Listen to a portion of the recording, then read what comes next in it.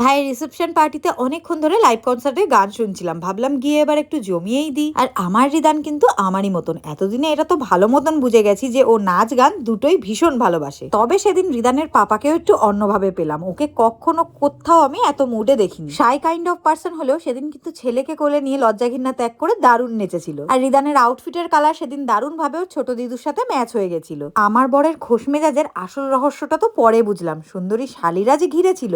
দেওরও এখানে আমার বোনেদের সাথে পোজ দিয়ে ছবি তুলে নিচ্ছিল। এই ছবি তোলা নিয়ে গার্লফ্রেন্ড যাতে কোনোভাবে ভুল না বোঝে, এই জন্য আগে ভাগেই দিদি বলে নমস্কার সেরে নিল। আর আমার ভাইকে ছবি তুলে দিইনি বলেও তো এসে ঝগড়াই বাঁধিয়ে দিল। এরপর আমরা নতুন বর বউকে নিয়ে এখানে যে কি করতে চাইছিলাম সেটা কেউই বুঝতে পারিনি, কিন্তু আমার বর যে শালির পিছন ছাড়ছিল না এইটা ভালো মতোই বুঝতে পারছিলাম। এরপর সমস্ত গেস্টরা চলে গেলে আমরা ফ্যামিলির সবাই মিলে লাস্ট ব্যাচে খাওয়া সেরে চলে গেছিলাম ফটোশুট দেখতে। নতুন bride and groom romantic pose দিয়ে ছবি তোলার জন্য রেডি হচ্ছিল, সেগুলোই দেখার জন্য ভাইয়ের বন্ধুরা কেমন চাতক পাখির মতন চেয়েছিল।